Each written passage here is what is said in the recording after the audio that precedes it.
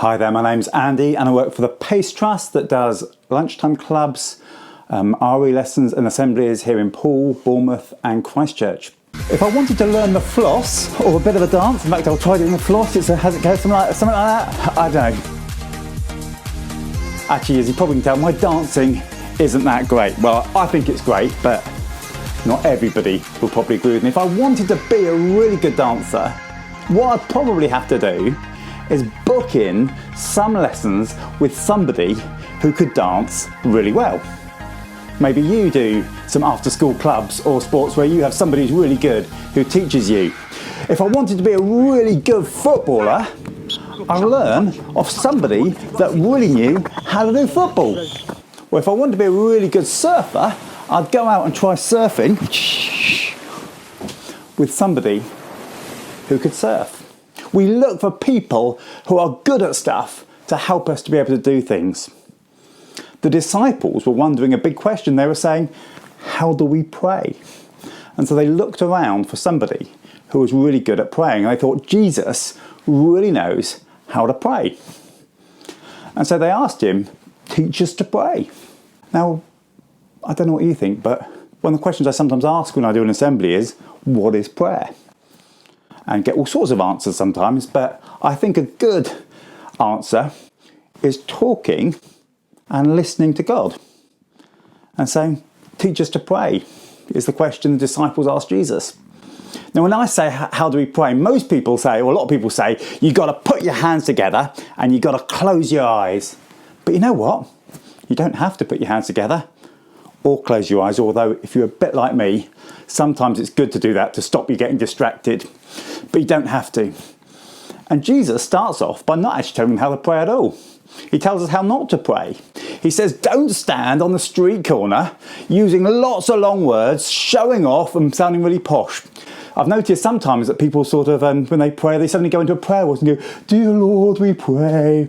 You can just talk in your normal, everyday language as though you're talking to your friend, to your mum, to whoever you find comfortable to talk to. And then he said this, don't be all flowery about it, but go home, go to your bedroom, go somewhere quiet, shut the door, and God, who knows what's done in secret, knows your thoughts. So just tell God what you're feeling. Just tell him what's on your heart. I had a little thing about that a while ago when I was at theological college. They had this guy called Rich Henderson there, one of my friends, and he had a little daughter called Maisie. And Maisie had this ice cream that was about the size of her head. And the ice cream fell off the cone and she went crying to her dad, who picked her up and gave her a hug. And I thought Rich probably doesn't care much about ice cream. He's not bothered about ice cream spillages, but he does care about Maisie. And I thought, the truth is, if it matters to you, it matters to God. There's nothing too small we can't pray about, or nothing too big we can't bring to God. And later on in the Bible, there's a little passage that tells us a bit more about prayer. It's actually in a book called Revelation, right at the end of the Bible, and it uses some interesting pictures and images. It says that in the Bible that people are worshipping God. It's like a big party. There's lots of tooting and partying, and it's noisy, and everyone's worshipping God. And then suddenly, it all goes quiet. There is silence in heaven. And you say, well, why is that? And then it says, because the Christians are praying. Now I was thinking, when I'm watching the telly and my daughter or somebody wants to talk to me, I'll sometimes put the TV on mute or even turn it off or turn the volume down so they can get my total and undivided attention. Amazingly, when we pray, God gives you his 100% attention. Even though we can listen to lots of people praying all at the same time, you still get God's 100% attention. God listens to every word we say. And it talks about the prayers of Christians rising up like incense. And I don't like the smell of incense. I think it smells horrible, actually. But imagine when you come home from maybe school or something and you can smell your favourite dinner or something really nice cooking, and you smell it and your mouth waters and you have the word of anticipation. I think that's how God feels about our prayer. He's excited to spend time with us. He's looking forward to it. hearing from you is the highlight of God's day. It's amazing, isn't it? In fact, when I was going out with my wife, I used to send text messages and I'll be waiting for one back. And when I got one back, I'll go, yes! I think that's how God is with us. He's going, yes! Whenever any of us pray to him. But then I thought the passage goes on. It talks about the smoke of incense rising up to God, and then it ends with everything kicking off on the earth. There's thunder, there's lightning, there's earthquakes. It all goes a bit mad.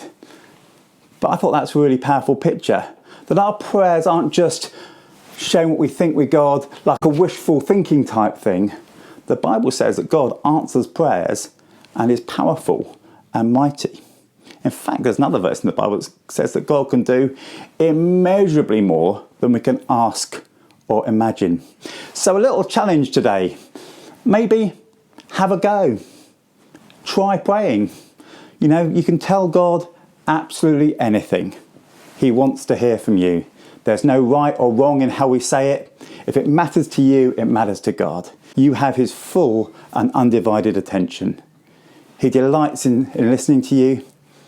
And I believe as a Christian, he's a God of power and able to answer our prayers. Not always in the way that we want him to, or sometimes in different ways, but God is a God of power that answers prayer.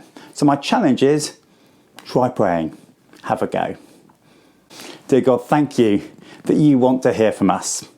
Thank you that you are looking forward to hearing from us and that you love each one of us.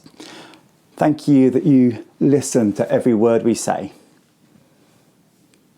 Help us to learn to talk to you and to be able to tell you whatever we want, whatever's on our heart, and whatever's good or bad happening in our life. Help us to share that with you. Amen.